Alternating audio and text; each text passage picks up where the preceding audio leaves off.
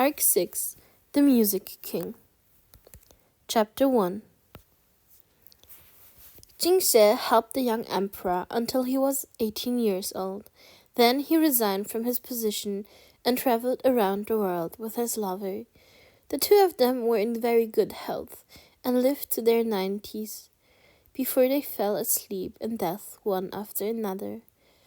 When Zhou Yinsheng opened his eyes, he was floating in the Xinghai space. The huge energy whirlpool split into two halves as usual, one rushing towards his sea of consciousness, the other half disappearing without a trace. Zhou Yinsheng didn't bother to probe after it. He absorbed and digested a bit, then hurriedly jumped into the next world. He was lying on a soft bed, feeling sore from head to toe. The room was dark. Only the flashing neon lights outside brought weak beams of light through the window, casting a blotchy pattern on the white walls. He groped around the bedside table and finally found the lamp. He turned it on. The sunburst of light stung his eyes, giving him a headache. He reflexively covered his eyes, discovering that his body's eyes were already swollen. The swelling was painful and uncomfortable. Furthermore, there was a heavy sorrow and hatred clogging his chest, which also affected Zhou Yinsheng's mood. The AI on his wrist timely sent over the body's and the world's data. Zhou Yinsheng quickly read through the information before he couldn't help but let out a harsh curse. No wonder his eyes were swollen like this. He was originally crying. This was the story of a female protagonist who broke into the entertainment industry and eventually became the music diva. The original owner wasn't a vicious villain that bullied the heroine, nor was he a cannon fodder KO'd by the heroine, nor the heroine's story. In the heroine's story, he was just a passerby, a stepping stone, silently bearing the tragic fate imposed upon him. The original's name was Oji Nan. When anyone mentioned him, they also had to mention his father, Oji Bai. Oji Bai was the sea country's music godfather. He composed hundreds of classic songs in his lifetime and helped make 4 generations of music gods famous. He had unimaginable influence in sea country's music industry. Oji Nan followed in his footsteps. He was very interested in music from an early age. When he turned 18, he joined the entertainment industry. He has released 3 albums so far, and the sales were pretty good, so he was considered a breakout star. Ojibai's character was very strict. He'd carried great expectations for his son, so he would rebuke him and severely reprimand him if he was slightly dissatisfied. Over time, Oji Nan became very introverted and easily shy and anxious. With that kind of personality, it's reasonable to say that it would be difficult for him to make a name for himself in the entertainment world.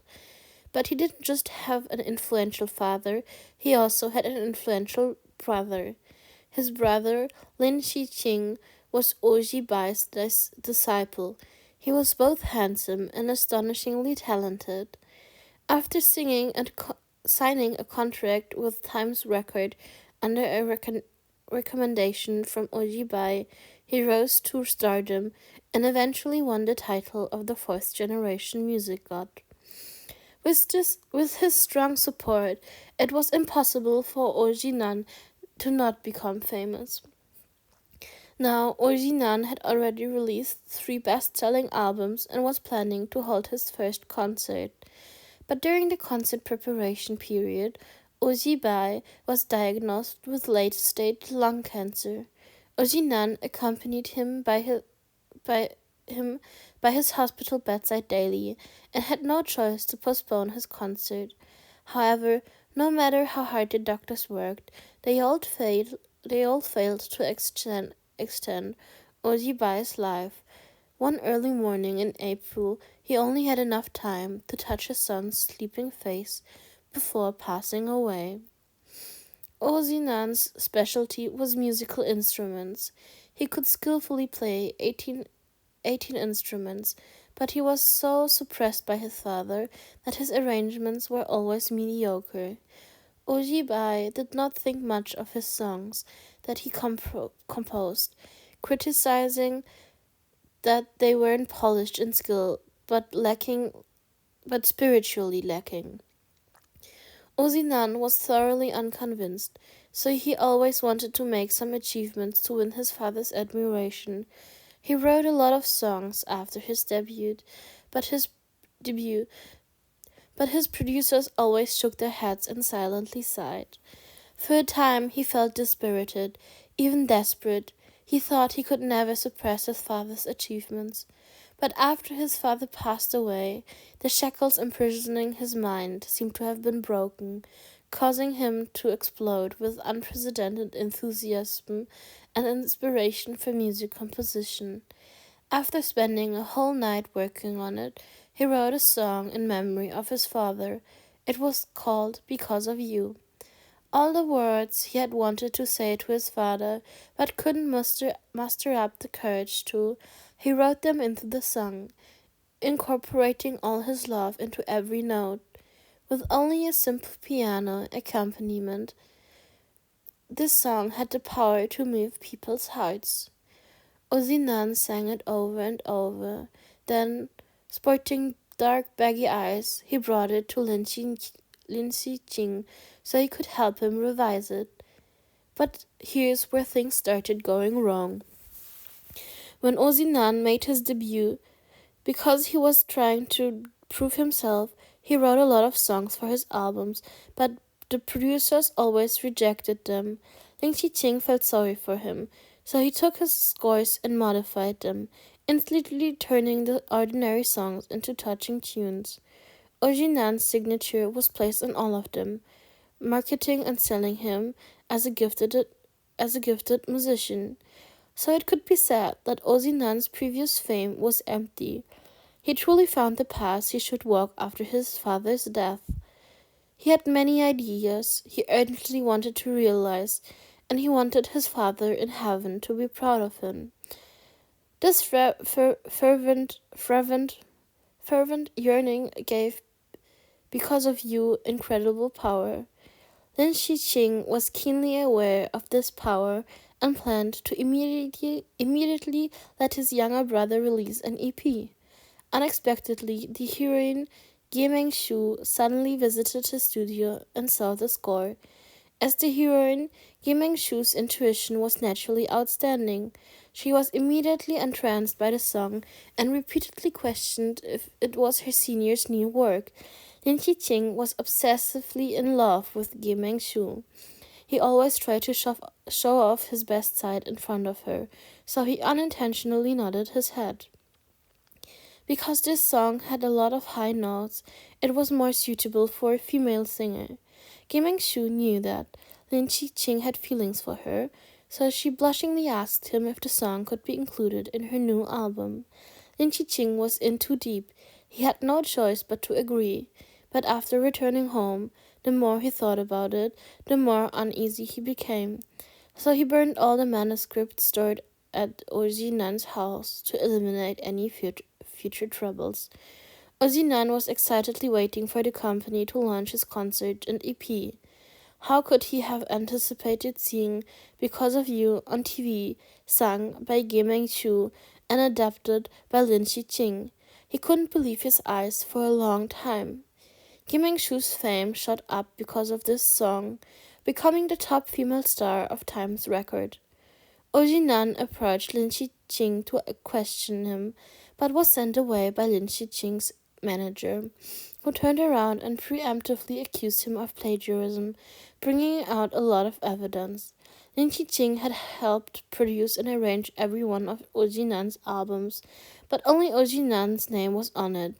This alone was a scandal that couldn't be revealed to the public.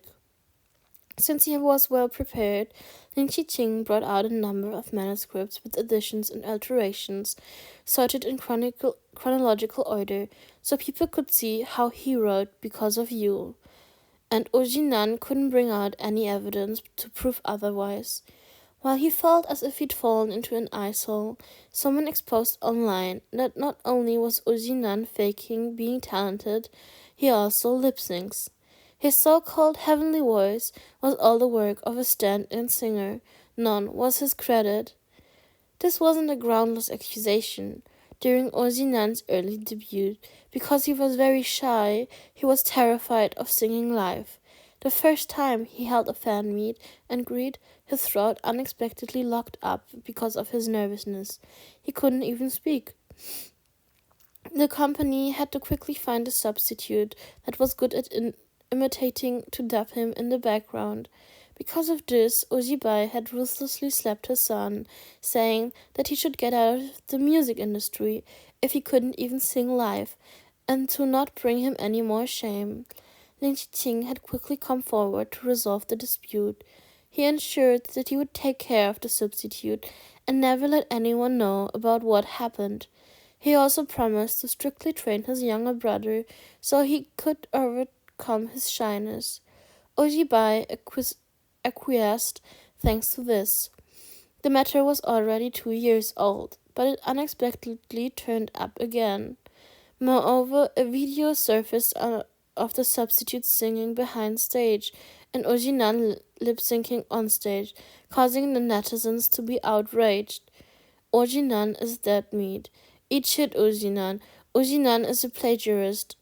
And one after another, the shots for Ojinan to get out of the music industry resounded. While everyone was verbally attacking Ojinan, Lin Qiqing kept silent. He also didn't slow down the pace of gathering evidence to prepare for the court case. But then, Ye Mengshu also posted on her social media. She said that she believed in her senior's talent and character. Everyone should calm down and not discredit his father's name. Both were god and goddess level ranked in the music industry. After this post, all the hate and abuse hurled at Ojinan suddenly increased.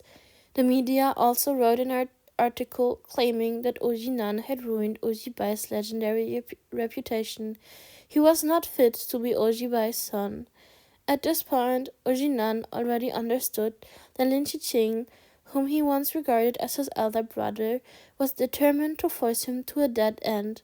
But this only made him feel angry, not heartbroken.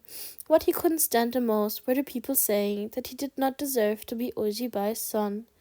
If it was before, he might have doubted himself, but now that the shackles on his mind had lifted, he could unconditionally say with pride that he was his father's pride, that he was deserving of his father's expectations. But even if he had 1,000 words in his heart that he wanted to pour out or even shout, no one would believe a person without evidence. Lin Qing and Ye Mengshu just needed to say a word, and they could completely destroy his future and dreams. Currently, the court had already subpoenaed him. He had to attend the court hearing next month. Time Records had also one-sidedly announced the termination of his contract and issued a notice. Now, Ojinan had lost his parents, lost his reputation. He was at his most desperate and helpless moment. If Zhu Yunsheng did not come, he would leave Sea Country in infamy after losing the court case and wander around aimlessly. After spending day after day in despair, he turned to drugs and finally died of overdose. When the news spread back into his home country, people would scold, "Those who don't repent deserve death," and that's that. He would always be a stain engraved on his father's tombstone. As for Lin Qiqing and Ye Mengshu, they took one step after another towards their glorious peak. How tragic! How could your life be so tragic? No wonder you were crying your eyes out. Zhu Cheng entered the bathroom and looked at the extremely pale but extremely beautiful face reflected in the mirror. He pointed his nose towards the mirror and slowly said, "Right, Let me save you. What do you want? To be your father's pride? To show the world your talent? To compose music to your heart's content? No problem. I can fulfill all your desires.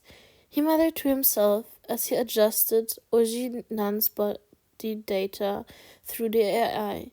He continued, I'll not only make up for your regrets, I'll also trample the high and mighty Lin Shiqing and Gaming Shu into the mud within a month.